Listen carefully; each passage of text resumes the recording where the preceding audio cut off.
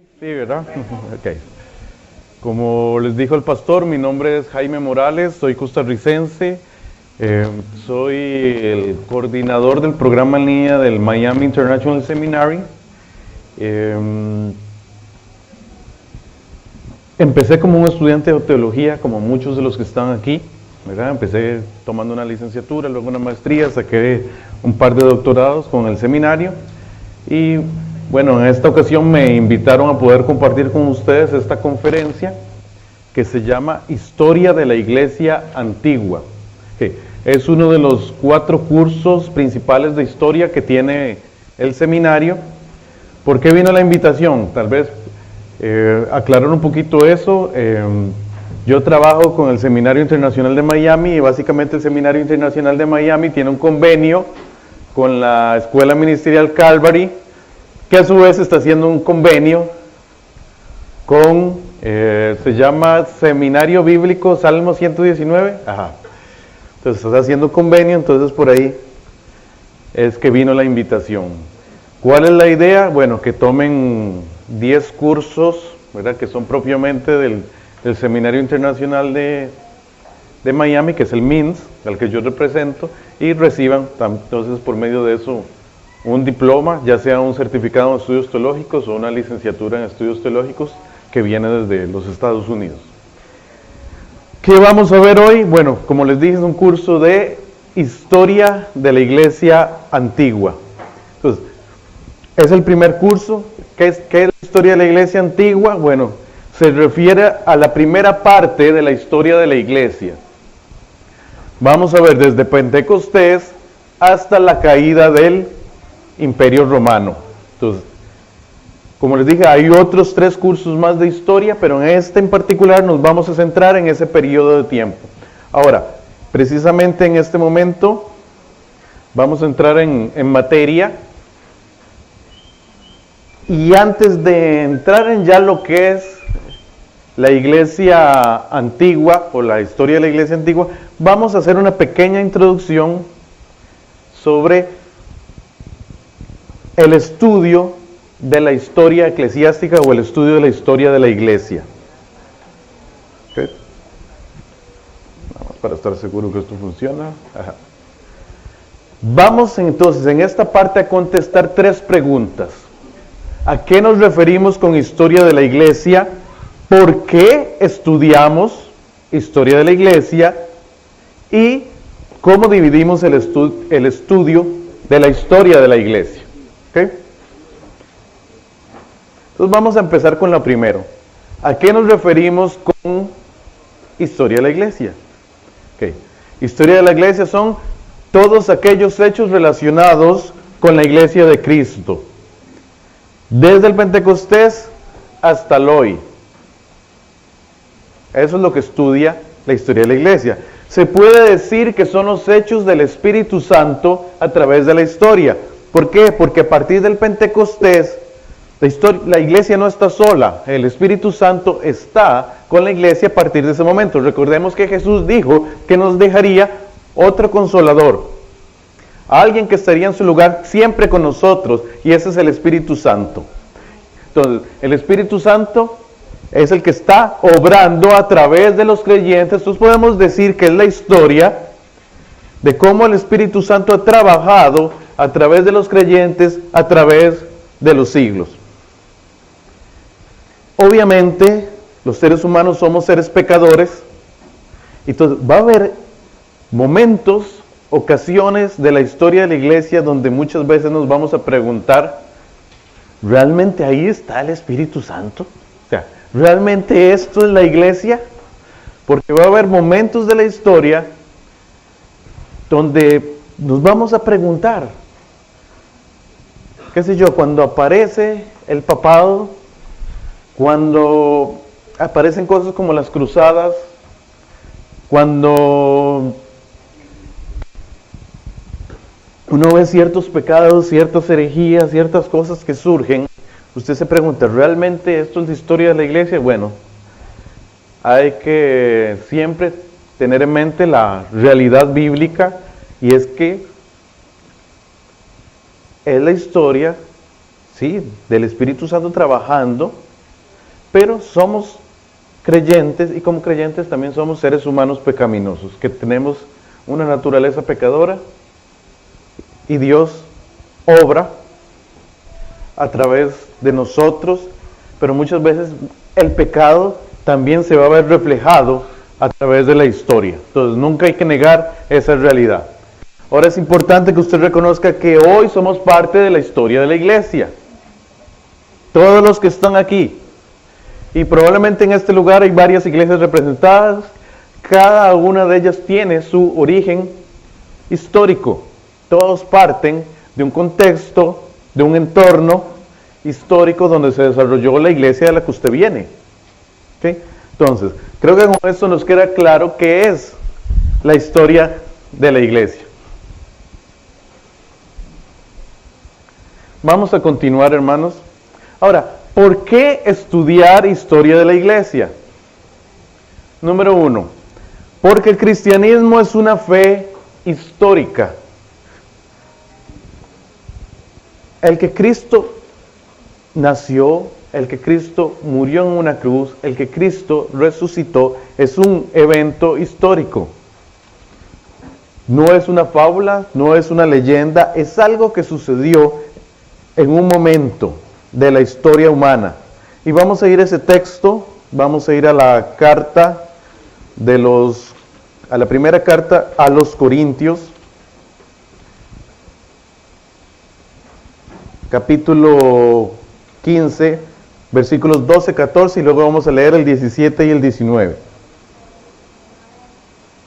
¿Ok?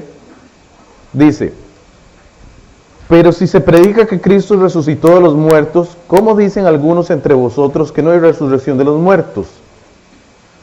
Porque si no hay resurrección de muertos, tampoco Cristo resucitó. Y si Cristo no resucitó, vana entonces nuestra predicación y vana es también vuestra fe. Vamos con el 17. Y si Cristo no resucitó, vuestra fe es vana, aún estáis en vuestros pecados. Y luego el 19. Si solamente para esta vida esperamos en Cristo, somos los más dignos de lástima de todos los hombres. La fe cristiana se sustenta en un hecho histórico. Si Cristo no nació, si Cristo no murió, si Cristo no resucitó, no tiene sentido el cristianismo. Como dice el apóstol Pablo, nuestra fe sería vana. Entonces, por eso es importante estudiar la historia de la iglesia, porque da un sustento histórico a nuestra fe, que inicia desde la muerte y resurrección de nuestro Salvador. Porque también es importante para conocer nuestros orígenes. Es importante que conozcamos de dónde venimos. ¿Cómo es que llegamos hasta ahora? ¿Por qué? Porque eso nos da identidad como creyentes, o sea, la iglesia, y que usted hoy esté en este salón siendo parte de la iglesia, no es algo que surgió de la noche a la mañana, sino que la fe cristiana se fue desarrollando a través de los siglos, desde el primer siglo hasta ahora. Entonces es bueno saber cómo son nuestros orígenes. Aún es bueno saber si usted pertenece a una iglesia bautista, por decir un nombre, bueno, ¿de dónde vienen los bautistas? Si usted viene a una iglesia presbiteriana, ¿de dónde vienen los presbiterianos? Si viene de una iglesia pentecostal, ¿de dónde vienen los pentecostales? Si viene de una iglesia metodista, pues ¿de dónde vienen? Etcétera, etcétera, etcétera. O sea, puedo seguir aquí diciendo todas las denominaciones, todas tuvieron un entorno histórico, un contexto donde surgieron y tienen su historia. Y usted es parte de esa historia y es parte de su identidad como creyente. Entonces, es importante, esa es la segunda razón. Ahora, ¿por qué más estudiar historia de la iglesia? Para comprender cómo se desarrolló la iglesia a través de los siglos. Porque la iglesia tuvo un proceso.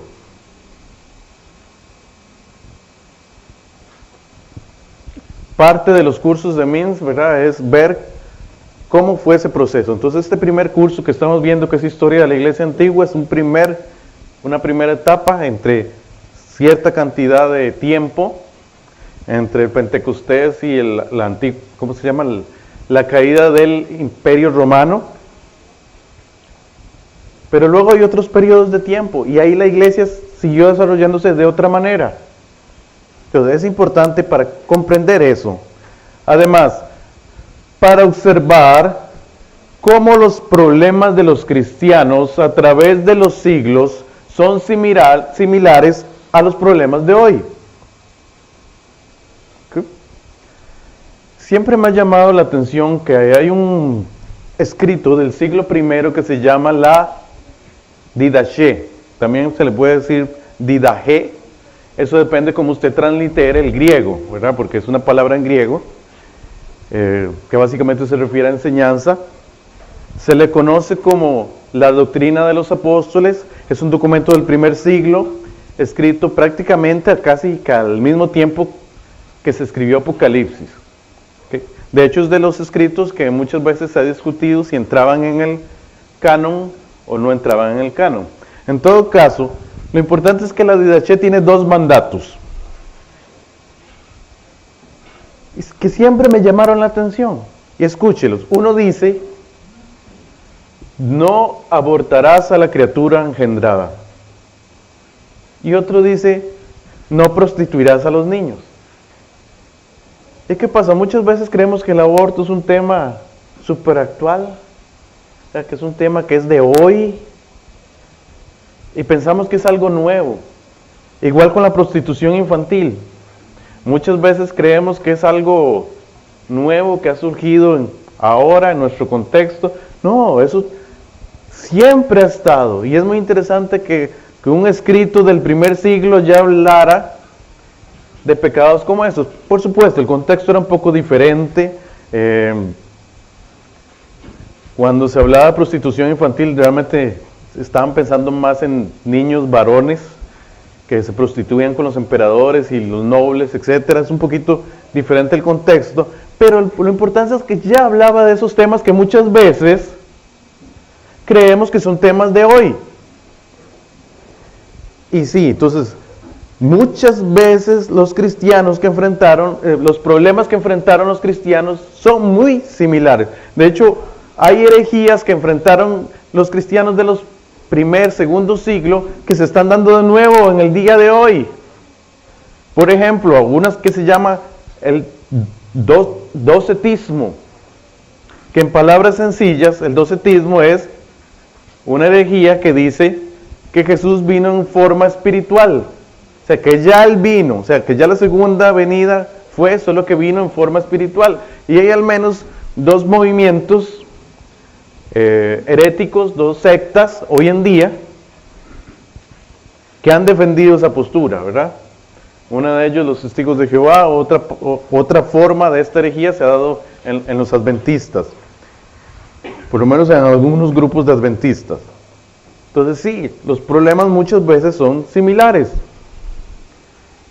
De hecho, en el primer siglo, segundo siglo, tercer siglo, se le conoce como la época del paganismo. Y la iglesia tuvo que enfrentarse al paganismo. Y hoy en día, de hecho, hay autores cristianos como Peter Jones que nos hablan de que ahora estamos en el neopaganismo. ¿Por qué? Porque el contexto es similar. El contexto de valores, ¿verdad? Donde ahora todas las verdades son relativas. Pasaba lo mismo en esa época. La multiplicidad de dioses, de deidades, también eran parte del paganismo. En ese tiempo había culto a los dioses antiguos, romanos y griegos, había culto a las religiones del misterio, que eran un tipo de religiones más personales que habían surgido en esa época, entre ellos el mito de Isis y Osiris que venía de Egipto, el culto a Mitras, inclusive habían rituales de iniciación como matar un toro y había que al nuevo convertido bañarlo en la sangre del toro. Ese es el rito que se conoce como la taurobolia. Entonces, había toda una serie de religiones, igual a como pasa hoy en día. También estaba el culto del emperador. sea, había una serie de religiones. Había lo que decimos un pluralismo religioso en ese paganismo de esa época, igual a como nos está pasando en el contexto de hoy. Si usted se retrasa en Latinoamérica unos 100 años, la gente era o cristiana, evangélica en general, o protestante, o católica, o eran ateos. Pero hoy hay toda una serie de creencias. Estamos nuevamente en un periodo de neopaganismo. ¿Qué hay ahora? Bueno, hay de todo, ¿verdad? Desde cosas tan, a veces que uno les resulta tan absurdas como la iglesia maradoniana, hasta el culto a los Jedi. O sea, los de Star Wars, los de la Guerra de las Galaxias. O sea, hay un culto que siguió las mismas creencias de Star Wars, ¿verdad? Desde cosas tan absurdas como esas, hasta las religiones orientales que han entrado, creencias en reencarnaciones, o sea, en toda una serie de elementos hoy en día a los que tenemos que enfrentarnos, que es un contexto muy similar al que se enfrentaron los cristianos del primero, segundo, tercer siglo, sumamente similar. Entonces, podemos aprender de cómo ellos se enfrentaron. Una de las herejías que había en esa época se llama el gnosticismo. De hecho, uno de los escritores cristianos, uno de ellos que era obispo de Lyon en Francia, se llama Ireneo de Lyon, se le conoce como Ireneo de Lyon, escribió un texto que se llama Contra las herejías, que básicamente es un texto donde él escribe una apología o una defensa de la fe para enfrentar a los gnósticos. ¿Qué pasa? El gnosticismo también estamos viéndolo de nuevo hoy en día.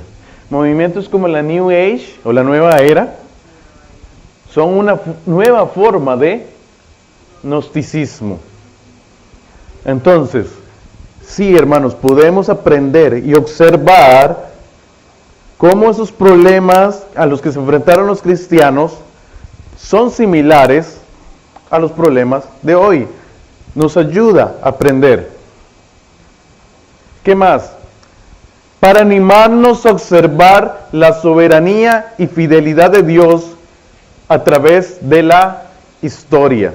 Vamos a ir a ese texto, vamos a ir a Hechos 5, 38 al 39.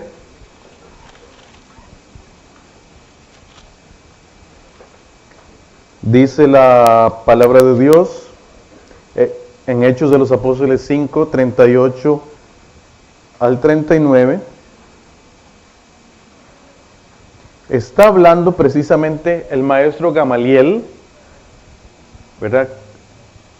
Pablo fue criado precisamente, o fue formado a los pies de este maestro. Entonces está hablando el maestro Gamaliel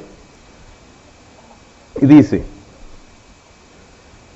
Hechos 5, 38, 39, dice, y ahora os digo,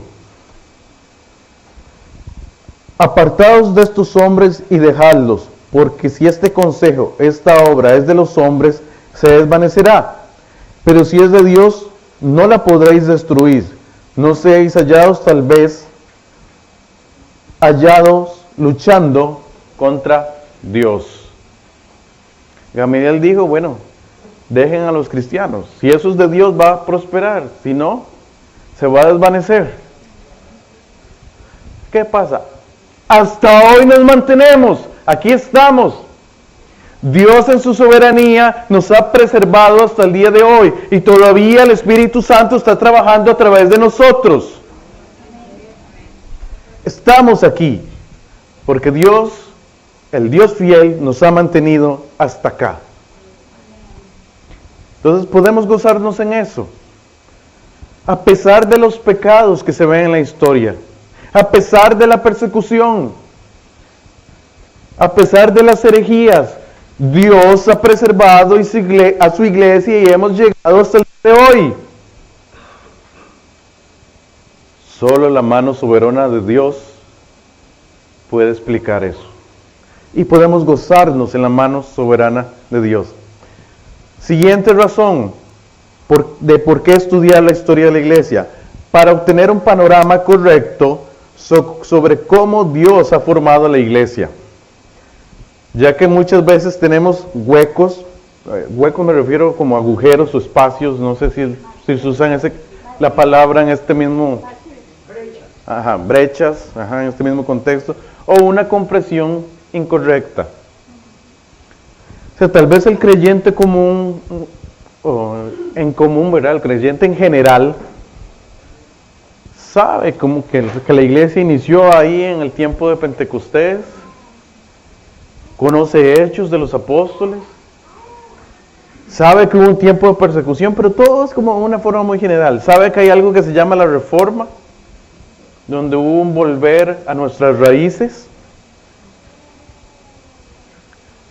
pero muchas veces no se sabe, o sea, que no tienen concreto qué es lo que pasó en medio, o aún peor, se tiene una comprensión incorrecta.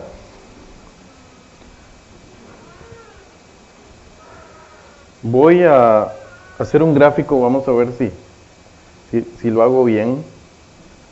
A ver, no lo hice bien.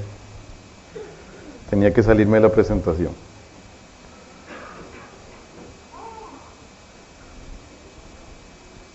Ahora sí.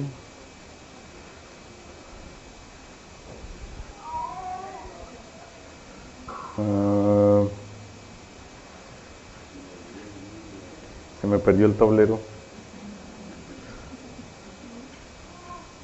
No se está viendo. ¿Qué estoy haciendo mal?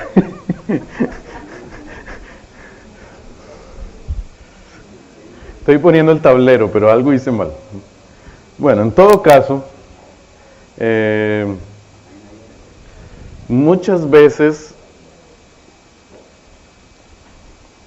se tiene una comprensión incorrecta de la historia.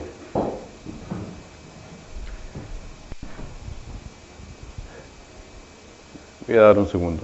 Entonces, muchas veces, ¿qué es lo que pasa?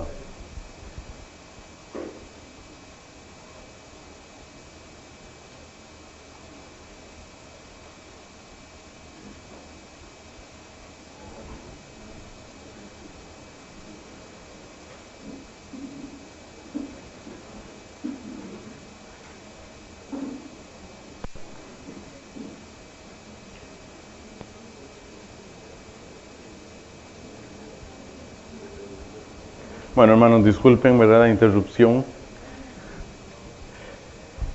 Muchas veces, o sea, vamos a imaginarnos la línea mientras que se resuelve. Imagínense que aquí está el Pentecostés. Entonces, imagínense la línea. ¿Ok? Trata de imaginársela. Entonces, muchas veces creemos que aquí inicia la iglesia, aquí viene una línea continua, una línea. Y ahora sí, ya, vamos a hacerlo aquí. Bueno, y me disculpan porque soy neófito en estas cosas. Entonces, imagínense que aquí inicia con Pentecostés, voy a escribirlo, Pentecostés. Bueno, ahí se ve más o menos. Creemos que así va la historia de la iglesia y que aquí viene la Reforma.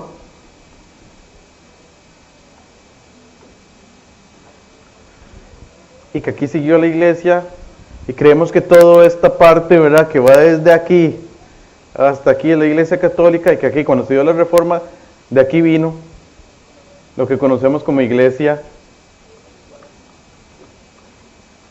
evangélica o iglesia reformada, iglesia protestante, ¿ok?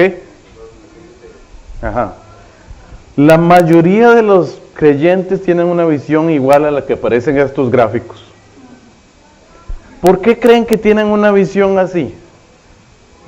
Porque la iglesia en Latinoamérica nació en un contexto católico. O sea, ¿qué es lo que más hay en Latinoamérica? Católicos. Entonces, hasta en la escuela y en el colegio se le enseña a los niños, a los jóvenes, esta visión, que es una visión católico-romana de la historia. Es así. Entonces, esto es una visión incorrecta. O sea, así no fue. O sea, no fue que la iglesia inició y luego salimos de la Iglesia católica, que es lo que muchas veces creemos. No, eso es una postura católico-romana, e incluso podemos decir que ellos nos llaman hermanos separados, ¿verdad? Entonces casi que estamos como validando lo que ellos dicen. ¿Ok? No, así no es. A ver, este era el borrador.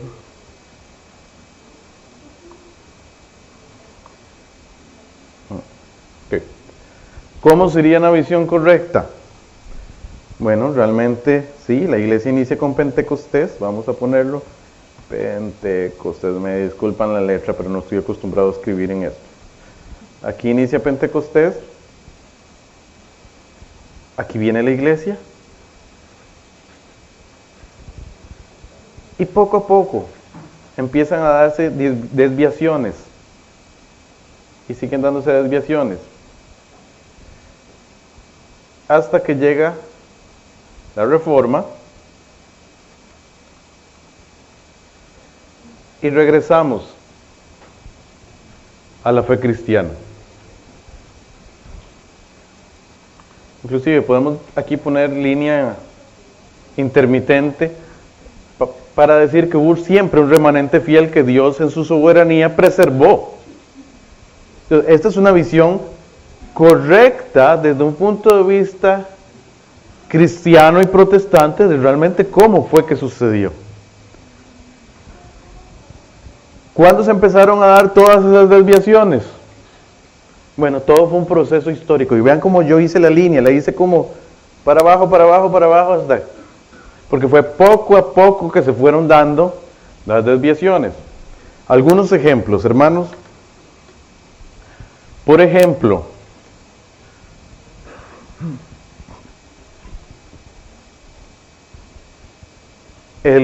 lo que conocemos hoy que la Iglesia Católica Romana hace como la veneración de los santos, inició cuando los cristianos eran perseguidos. Entonces ellos, cuando moría uno de los mártires, ¿verdad? Cuando moría un cristiano, entonces en ese momento se le conocía como un mártir. Entonces, generalmente muchas veces celebraban servicios ocultos en el aniversario del mártir. Y ahí en la catacumba, probablemente donde lo enterraron, se celebraba un culto en honor a la persona que había muerto. Entonces, poco a poco eso fue degenerando, ¿verdad? Ese culto de los mártires, que en ese momento, no sé, tenían nombre. San Esteban, póngale el nombre que usted quiera, porque son montones de santos. Entonces, poco a poco eso fue degenerando de ese culto que se celebraba en honor a un mártir a una veneración a los santos. Pero fue un proceso. Yo lo que quiero que entiendas es que todo fue un proceso. A veces creemos que todo fue de la noche a la mañana. No, todo fue un proceso. Igual, ¿cómo empezó ese desarrollo de la Iglesia Católica Romana como una iglesia principal? Muchos creen que fue en el momento donde Constantino declaró la Iglesia Católica como la religión del imperio. Pero va más atrás, o sea, va más en la pecaminosidad de los hombres, que siempre tratamos de agrandar y de subir y de crear jerarquías como parte de nuestra naturaleza. O sea, dice Juan Calvino que el corazón humano es una fábrica de ídolos. Entonces, poco a poco, ciertas iglesias empezaron a verse como iglesias principales. Entonces, primero hubo 5 iglesias que empezaron a verse como las principales iglesias. Jerusalén, porque de ahí nació Jesús y fueron la iglesia donde primero estaban los apóstoles. Roma, porque era la capital del imperio. Luego, cuando la capital se pasó a Constantinopla, que es la actual Turquía, era el actual Estambul, con el emperador Constantino, de hecho. Entonces también la iglesia entonces de Constantinopla empezó a tomar cierta relevancia. La iglesia en Antioquía, que ya desde Hechos vemos que tenía cierta historia. Por último, la iglesia en Alejandría, que se volvió como la iglesia principal de África. Entonces, como esas 5 iglesias empezaron a tomar preponderancia, ¿verdad? Entonces empezaron nuevamente por los mismos seres humanos a verse como iglesias principales, y precisamente una de las 5 tomó más preponderancia que el resto. ¿Cuál fue? La iglesia de Roma. Y de pronto, entonces los obispos de esas 5 iglesias empezaron a verse como más importante que el resto de los pastores, y en particular uno de ellos, ¿verdad? El de la iglesia de Roma, que se volvió la iglesia más importante. Entonces también empezaron a verlo como el pastor principal. ¿Y en qué resultó? En el Papa, que dicho sea de paso, Papa lo único que significa es padre en latín. Recordemos que los romanos hablaban latín, entonces sencillamente la palabra Papa significa padre en latín. O sea, sencillamente es que al obispo, al pastor de Roma le decían Papa, porque era diciéndole papá, ¿verdad? Diciéndole padre. Entonces, poco a poco fue eso. O sea, no fue que algo que pasó de un día para otro, no fue de la noche a la mañana, sino que fue un proceso histórico. En parte, también por el pecado del ser humano, que no hay que negar que el ser humano sigue siendo pecador. Vamos a salir de esta parte y seguimos.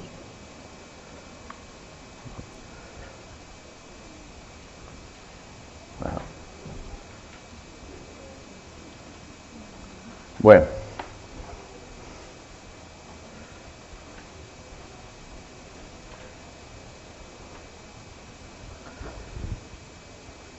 Entonces, como les decía, muchas veces tenemos una formación incorrecta.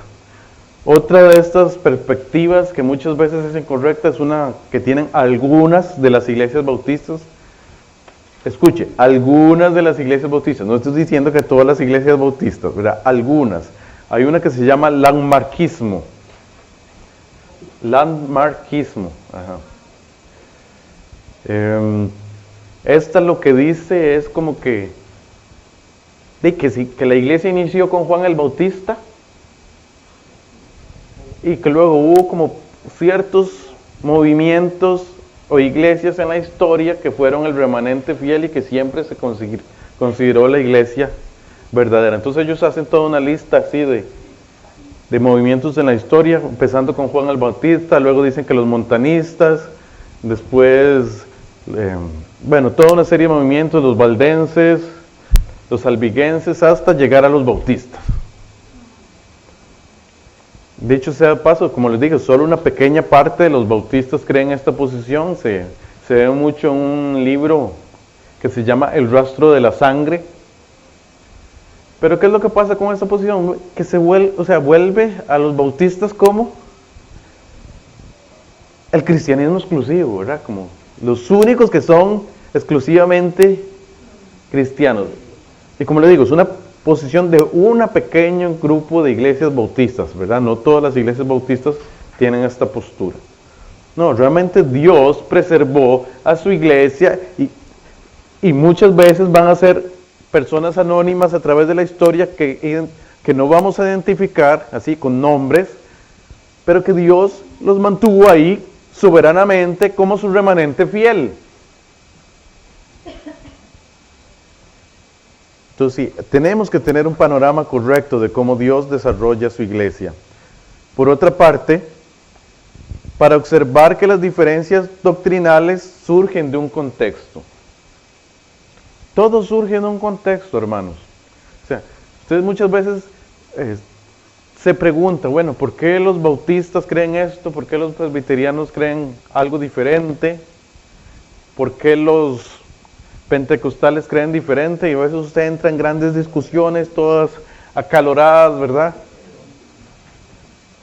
Pero lo que hay que entender es que todas las diferencias tienen que ver con algo que pasó en la historia. O sea, tienen un contexto. Entonces, esas diferencias surgen porque pasó algo en la historia. Entonces, eso nos ayuda en la historia de la iglesia, hasta nos hace un poquito más tolerantes. Porque cuando nos damos cuenta que las diferencias vienen de un contexto y nos damos cuenta de dónde viene, porque nada surge de la nada, entonces nos hace hasta más tolerantes a las personas de otras denominaciones cristianas. Porque ya entendí. En ese momento pensamos, ya entiendo por qué los hermanos de esta denominación piensan diferente a nosotros. Porque usted se da cuenta de la historia. Por último, para evitar cometer los mismos errores del pasado. Por ahí dice un dicho que nadie experimenta por cabeza ajena. Y sí, muchas veces la iglesia va a repetir los mismos errores que ya cometió en el pasado. Pero también al leer la historia, podemos tratar de no volver a cometer los mismos errores. Ya hemos visto qué es la historia de la iglesia, hemos visto por qué estudiar la historia de la iglesia, ahora vamos a este tercer punto. ¿Cómo dividimos la historia de la iglesia? En general, la historiografía secular divide la historia en varias etapas. Conste lo que dije, la historiografía secular. No necesariamente estamos de acuerdo con todas las etapas como las dividieron. De hecho, los historiadores seculares van a hablar de la prehistoria, que para ellos sucedió de hace millones de años hasta la escritura. O sea, eso es cuando usted escuche de la prehistoria, para ellos eso es la prehistoria. La mayoría de teólogos cristianos no estamos de acuerdo con que la historia haya surgido millones de años atrás, ¿verdad? Creemos que realmente nuestro mundo tiene 6,000 años, un poquito más. Pero así lo dividen los historiadores seculares. Por otra parte, hablan de la Edad Antigua, que esta va de la escritura hasta la caída del Imperio Romano, que fue en el 476 después de Cristo.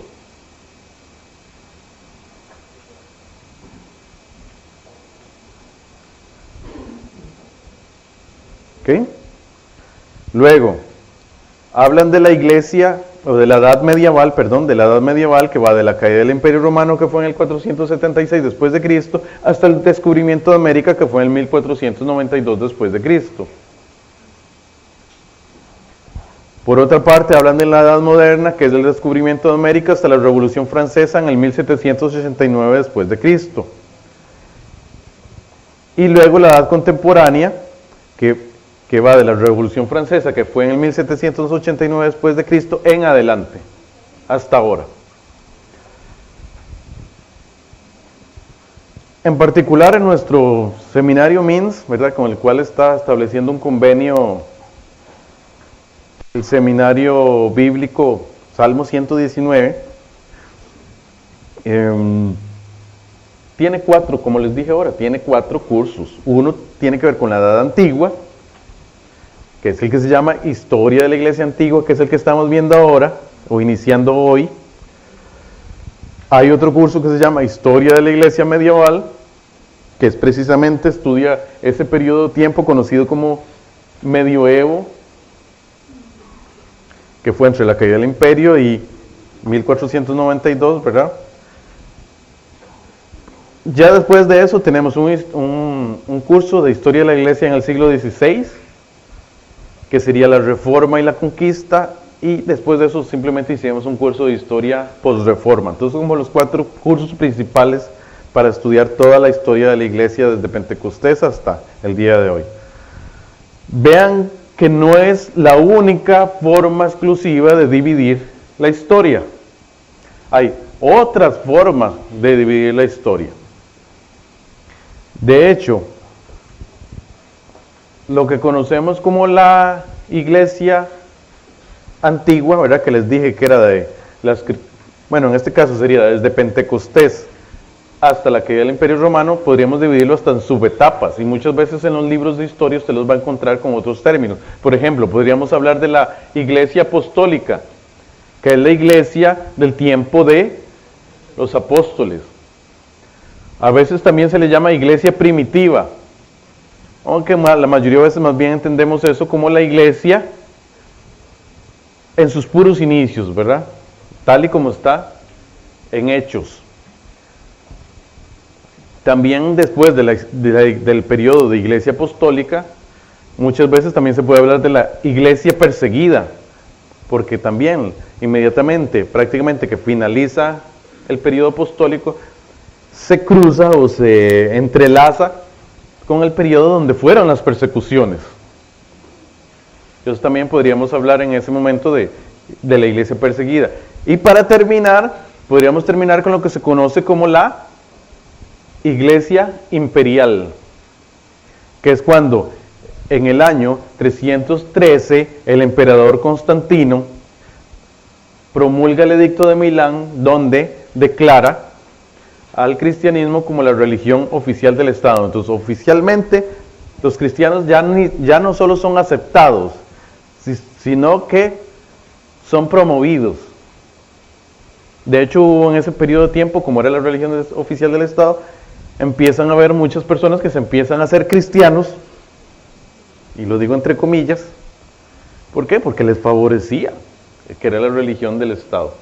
Antes de eso no, la iglesia era perseguida, nadie se iba a hacer cristiano por razones que no fueran genuinas. Pero después de eso, bueno, surge todo un nominalismo en esa época, porque era por razones de conveniencia muchas veces que había supuestas conversiones. Entonces, por ejemplo, este periodo de la iglesia que vamos a estudiar de historia de la iglesia antigua perfectamente se puede dividir en esos tres periodos.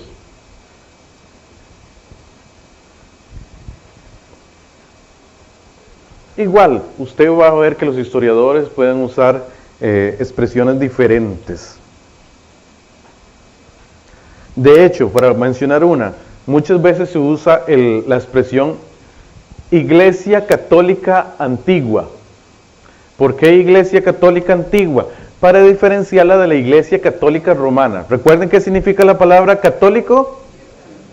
Universal. O sea, la palabra católico sencillamente significa universal. Entonces, cuando hablamos de la Iglesia Católica Antigua, se refiere a la Iglesia Universal que había en los primeros siglos, antes de todas las desviaciones que surgieron y que llegaron a la postre a formar lo que luego íbamos a conocer como la Iglesia Católica Romana.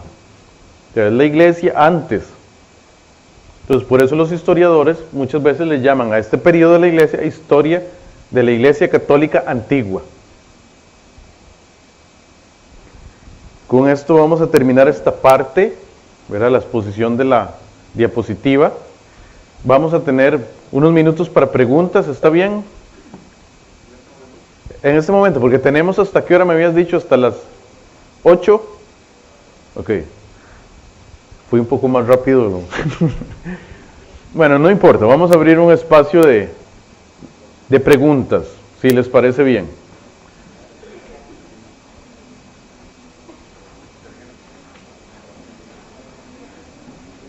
Si alguien tiene una pregunta, levanta la mano para hacerle llegar el micrófono.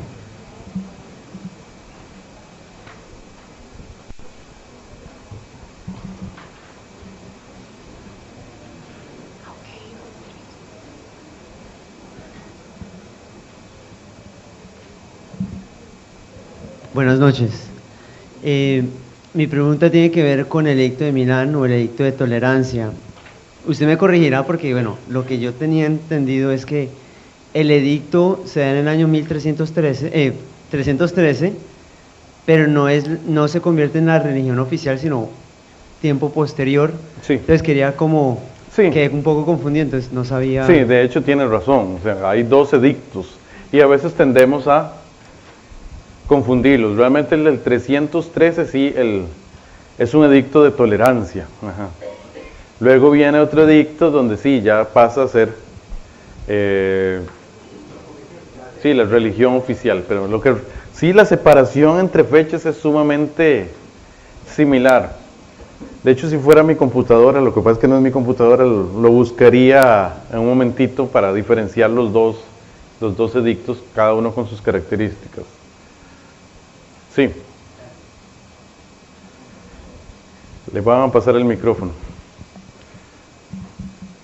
En esta línea que hiciste en el gráfico, ¿qué le pasó a la escritura como tal y la transmisión de las escrituras en la iglesia cristiana durante ese tiempo?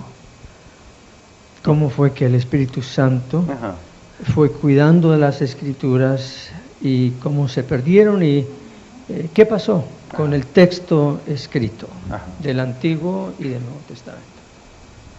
Bueno, el Antiguo Testamento en general que usaban los cristianos era la Septuaginta, que es la versión de los 70.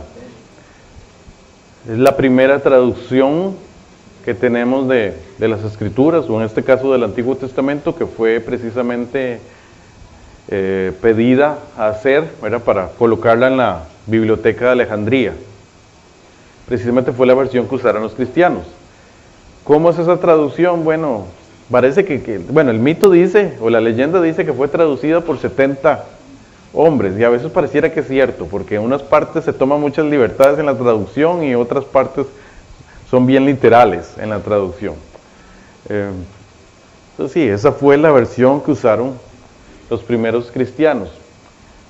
Realmente los judíos eran buenos en preservar el Antiguo Testamento, o sea, tenían toda una forma de preservar la Escritura, y sí, podemos confiar en que la Escritura del Antiguo Testamento es fiel, y que ahí siguió.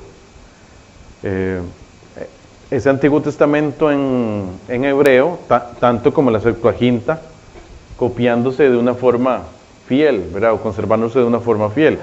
Por otro lado, habría que hablar del Nuevo Testamento. O sea, cuando ya hablamos del Nuevo Testamento, estamos hablando de toda la formación del canon. ¿Qué es el canon?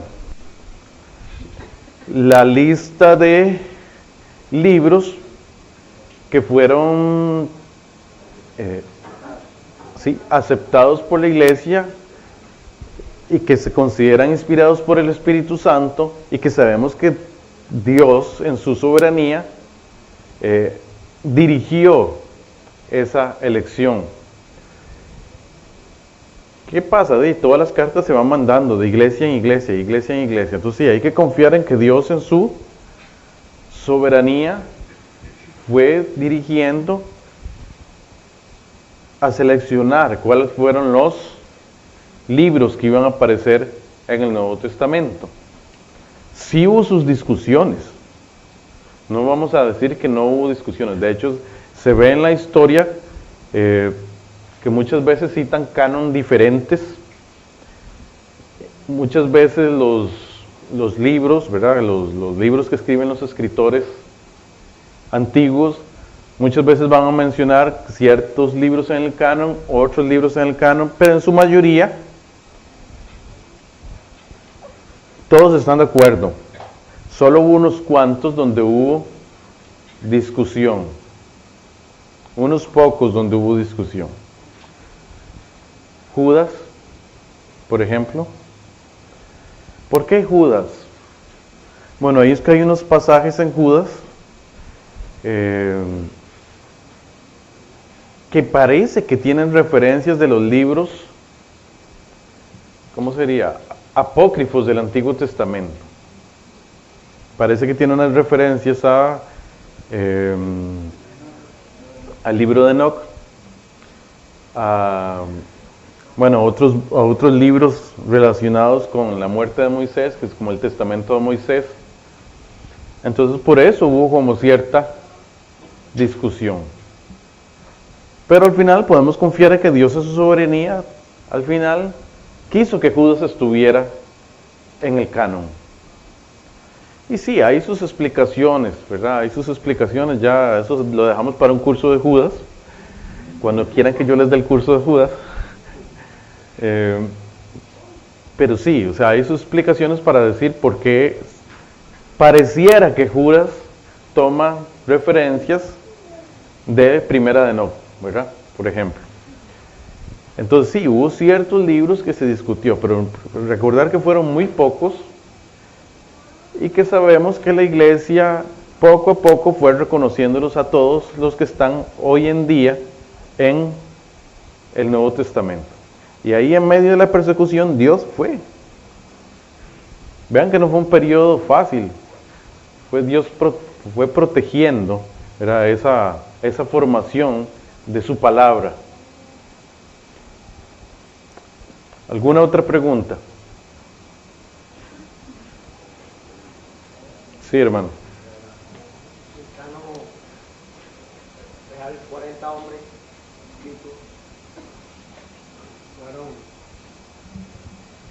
Fueron 40 hombres los que participaron en el canon o la escritura. Uh-huh. ¿Sí? Sí. Esa era mi pregunta.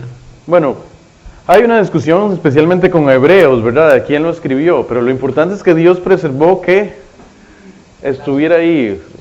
Hubiera sido quien sea el que lo escribió, sea que hubiera sido Pablo, como dice muchas veces, o algunos dicen que fue Apolos, otros dicen que fue Bernabé. Entonces sí, vamos a decir que aproximadamente unos 40 hombres, ¿verdad? Pues casi que es con el único que hay una duda de quién fue su escritor. Pues nos has mostrado acerca de la importancia de conocer la historia de la iglesia y mi pregunta es que, o sea, en cuanto a la interpretación de la Biblia, digamos que, ¿qué similitudes tenemos hoy en día con ellos a través de esos periodos que antes de que se desviaran? O qué no sé cómo hacer la pregunta, como ¿cuál es la similitud principal que, como por ejemplo usted ve, como dijo que teníamos los mismos problemas, algunos de los mismos problemas están ocurriendo antes, todavía están ocurriendo ahora? ¿Qué similitudes puede ver usted? Comparación tendríamos con ellos, que no podemos comparar. A ver, no entendí muy bien, perdón. Otra vez, Sí, dígalo en otras palabras. En la práctica de la iglesia como tal. En la práctica. Sí, nosotros hoy en día nos congregamos, Ajá. bueno, todo ese tipo de cosas, ¿cuáles se perdieron? Ajá. Sí, es como, Yo no ahora sé si sí. me estoy adelantando eso. Sí. Ajá. Sí. Bueno, vean que ahora yo mencioné un escrito que se llama la Didaché. La Didaché nos da mucha luz. Pero estamos hablando de un documento del primer siglo. Prácticamente al mismo tiempo que Apocalipsis, ¿verdad? De esa época. Entonces nos dice mucho de las prácticas. Se ve, digamos, los primeros cristianos eran judíos. ¿Okay? Los primeros cristianos eran judíos. Nunca se vieron como algo diferente a judío, ¿verdad? La iglesia nació en Jerusalén.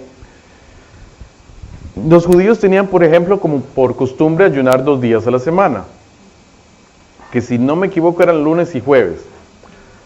Entonces, ¿qué hacen los cristianos para diferenciarse? Empiezan a ayunar 2 días a la semana, pero diferentes. De hecho, miércoles y viernes. Miércoles y viernes. El sábado, ¿qué hacían los primeros cristianos? Bueno, si eran judíos, adivinen para dónde iban. Sí, guardaban el sábado. Pero por otro lado, el primer día de la semana, el domingo, empezaron a celebrar cultos en recordatorio de la muerte del Señor. Perdón, de la resurrección del Señor, ¿verdad? Más bien el ayuno del viernes era en recordatorio de la muerte del Señor. Y la reunión del culto, ¿verdad?, del domingo era en recordatorio de la resurrección. ¿Qué más? El bautismo. De hecho, la Didaché nos habla del bautismo, inclusive menciona, por ejemplo, menciona que el bautismo se tiene que hacer en agua viva. ¿Qué significa agua viva? Que corra, ¿verdad? Entonces parece que la costumbre era en el río. Sabemos que es en el río, no sabemos si lo sumergían totalmente o si agarraban el agüita y se las echaban así en la cabeza, ¿verdad? O sea, pero sí sabemos que lo hacían al río, pero aún así dice la DH, pero si no hay agua viva cerca, tome agüita y échesela en la cabeza. Entonces empieza a hablar de cuestiones geográficas. Sí, si no hay un río, de ahí no se puede en un río. Entonces sí, de la DH podemos saber algo, y sí, las prácticas eran similares a los de la iglesia de hoy. Tal vez sí ayunaban más que los cristianos de ahora, eso sí. Entonces sí hay cierta similitud en las prácticas, y cuando nosotros leemos estos escritos antiguos es que nos da luz de cómo era que ellos hacían. Ahora, ¿qué pasa? En el tiempo de persecución muchas veces celebraron el culto en las catacumbas, no en un templo, ¿verdad? Ya la parte de nuestra, de los edificios, eso nos viene de la cultura de donde vinieron los misioneros que fundaron nuestras primeras iglesias aquí en Latinoamérica, que ellos no concebían una iglesia sin templo, cuando realmente la iglesia somos nosotros. Entonces perfectamente puede haber una iglesia sin templo, y usted va a encontrar iglesias en África donde son un grupo de personas reunidos abajo de un árbol, y eso para ellos es una iglesia. Entonces sí hay prácticas que las venimos preservando, pero hay otras que hay que entender que no, que nos vienen de una cultura importada, no necesariamente mala, pero que no necesariamente antibíblica, pero que sí son abíblicas muchas veces de las cosas que hacemos. Y con abíblicas me refiero a que no están en la Biblia, pero no necesariamente por eso son malas, ¿verdad? Buenas noches. Mi pregunta tiene que ver con las etapas de la historia de la iglesia. Según su gráfico y su presentación, tenemos 5 etapas. Es una de las posibles. Esa es de las posibles, ok. O sea, es una de las posibles divisiones, pero vean que los historiadores no se ponen de acuerdo, ¿verdad? Ok. Entonces mi pregunta va en la parte de la edad moderna. Ajá. Siendo algo tan importante para nosotros, inclusive en la iglesia actual, tener la reforma, ¿por qué no se hace mención de... No estoy criticándolo a usted, sino simplemente como manera histórica. Quiero entender por qué no se le da el lugar a la reforma. Si la reforma fue en 1517 y en la cuarta es la edad moderna, entonces termina hasta 1789. Ajá.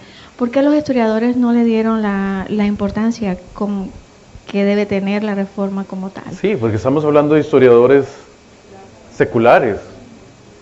Ahora como yo les dije al inicio, es como los historiadores seculares dividen la historia. Entonces mejor utilicemos puntos neutros, ¿verdad? Como la Revolución Francesa.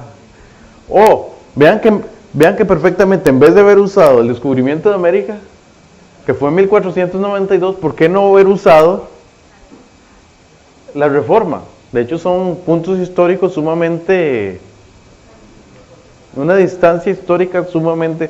De hecho algunos historiadores sí dicen que no inicia con la conquista de América, sino que inicia con la Reforma. Pero sí hay algunos historiadores que dicen que inicia ese periodo con la Reforma. Hermano, ¿en qué momento de la historia se hizo ese cambio en referente al bautismo, en que simplemente era una identificación con el Señor Jesucristo y pasó a ser algo como una membresía a una iglesia determinada? ¿En qué momento de la historia? Ok. Bueno, todavía hay iglesias que conservan un buen sentido, ¿verdad? Del bautismo. Ahora, de que hubo errores del bautismo a través de la historia, sí, muchas herejías diferentes. De hecho, si hablamos del emperador Constantino, de hecho, pospuso su bautismo hasta el lecho de muerte. ¿Por qué? Vean, se suponía que era el emperador cristiano, ¿verdad? Se suponía. En lo personal, yo creo que es así, cristiano, ¿verdad? O sea, yo creo que fue más por razones políticas, que él decidió que el cristianismo fuera la religión oficial del Estado. Pero en todo caso, él pospuso su bautismo hasta el hecho de muerte. ¿Por qué? Porque ya en ese momento se creía, ya había avanzado esa herejía que conocemos hoy en día como la regeneración bautismal. O sea, que el bautismo lavaba pecados. Entonces, vean, Constantino, estamos hablando de 300, ¿verdad? 300 después de Cristo. O sea, ya en ese momento, ya para que Constantino, que no era creyente, creyera que eso le iba a lavar los pecados, ya para que en ese momento Constantino creyera que eso le iba a lavar los pecados, es porque ya había avanzado una falsa enseñanza acerca del bautismo. O sea, ya había. Ahora, ¿qué es lo que pasa? Realmente piensen que los primeros 3 siglos fueron de persecución. O sea, no hubo tiempo para discutir doctrina. De hecho, si usted lo piensa por un momento, el primer concilio de la iglesia, donde se empezó a discutir sobre doctrina, fue en el 325 después de Cristo, que es el concilio de Nicea. ¿Y qué era? Que ya, cierto, ya cuando Constantino había permitido y le había dado tolerancia a los cristianos, ahora sí, sentámonos a discutir sobre doctrina, porque no nos estamos escondiendo. No estamos siendo perseguidos en este momento y podemos sentarnos a definir. Porque ¿cómo iban a empezar a discutir de cosas doctrinales cuando estaban tratando de sobrevivir? Entonces sí, bueno, para responder tu pregunta, poco a poco empezaron a surgir diferentes herejías, falsas formas de ver, no sé, en este caso los sacramentos, ordenanzas del Señor, ¿verdad? Fue poco a poco, ¿verdad? Entonces eso surge poco a poco y desde el inicio. O sea, lo que tenemos que entender es que casi todo fue desde el inicio. Es cierto, muchas de las herejías surgen después de la Reforma. De hecho, por ejemplo, sabemos que la mayoría de las degeneraciones de la Iglesia Católica Romana, o de esa iglesia apóstata conocida como Iglesia Católica Romana, surge más bien después de la Reforma. Por ejemplo, la infabilidad papal es hasta después de la Reforma. Luego, sí, por ejemplo, la Asunción de María es después de la Reforma. Pero sí hubo todo un surgimiento de herejías diferentes, no solo de la Iglesia Católica Romana, sino en general muchas herejías que surgieron a través de los siglos. O sea, un sinnúmero de herejías. Por algo que muchas veces se dan todas las discusiones en los concilios. Sí. ¿Alguna otra pregunta? Buenas noches. Pastor, le tengo una pregunta para quitarme la duda un poco. ¿Cuáles fueron los parámetros de la primera iglesia para tomar los libros y crear el canon? ¿Y por qué? ¿Cuál fue la necesidad de crear ese canon? Bueno, recordemos que las epístolas, por ejemplo, fueron avanzando por las iglesias. De hecho, la mayoría de los escritores no tenían problema con los evangelios, ¿verdad? Sabían desde muy temprana edad que había 4 evangelios escritos por diferentes apóstoles. Ahora él pregunta, ¿cuáles fueron como las pautas, ¿verdad? O sea, los criterios, tal vez, los criterios de selección, para ponerlo en palabras de hoy. Bueno, número 1, que tuviera autoridad apostólica, o sea, que fuera escrito por un apóstol, o al menos reconocido como uno de los discípulos del Señor.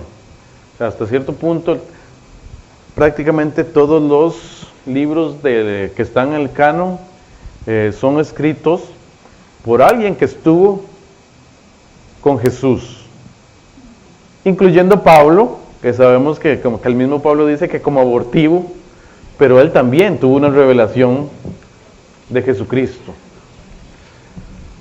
Entonces, primero eso, autoridad apostólica, luego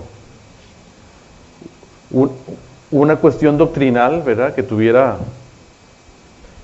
sana doctrina, o sea, hubo toda una discusión de que si era sana doctrina o no, porque habían surgido muchos libros falsos, personas que se atribuían, o sea, personas que escribían y le ponían Apocalipsis de Pedro, tratándose de darle autoridad apostólica a su libro, cuando realmente era un libro gnóstico, ¿verdad? El gnosticismo cristiano. Entonces sí, hay una serie como de criterios de selección, ¿verdad? Que primero autoridad apostólica, ¿cómo podríamos decir? Ortodoxia sería el segundo criterio. Hay un tercer criterio, pero déjame pensar cuál era. Creo que es antigüedad. O sea, que tuviera cierta antigüedad, o sea, que se reconociera desde los primeros escritos que estaba ahí. ¿Verdad? Porque no pudo, o sea, cuando se formó el canon y ya se dijo, estos son los libros, ya habían pasado algunos años. Entonces sí, tienen que tener cierta antigüedad que se pueda reconocer que eran del primer siglo. De hecho, se discutió sobre algunos, por ejemplo, las epístolas de Ignacio,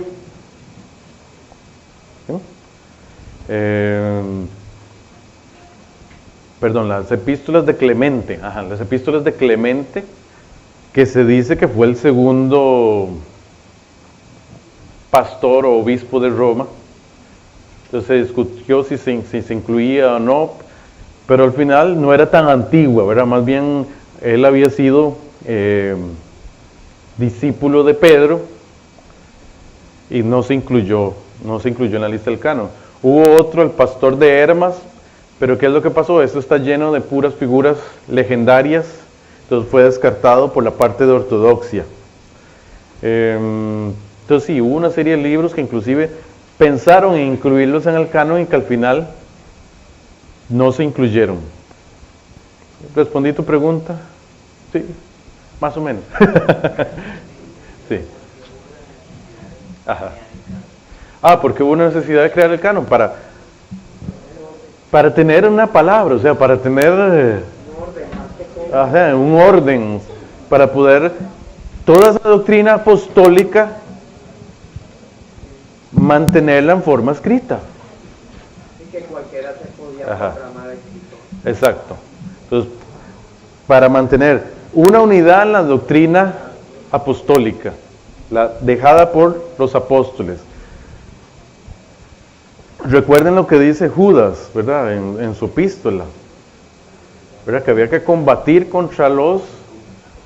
Vamos a leer el texto. Judas, el propósito de la epístola de Judas.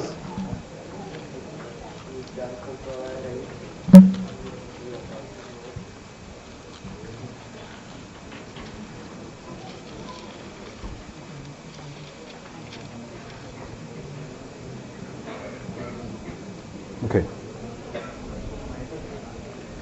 Dice el versículo de Judas 3: Amados, por el gran deseo que tenía de escribiros acerca de nuestra común salvación, me ha sido necesario escribiros para exhortaros a que contendáis ardientemente por la fe que ha sido una vez dada a los santos.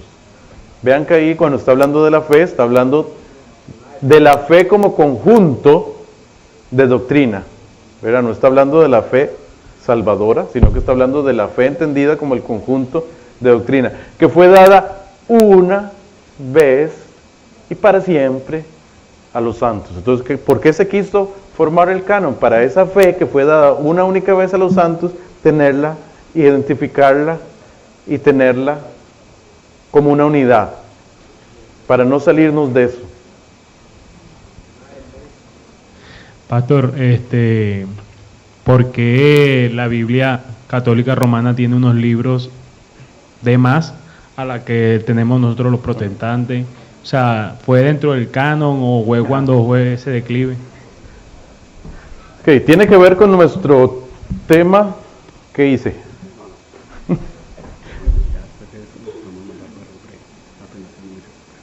Ok, Me está diciendo el pastor que última pregunta. Y que después de esto break, ¿ok? Para aprovechar el tiempo.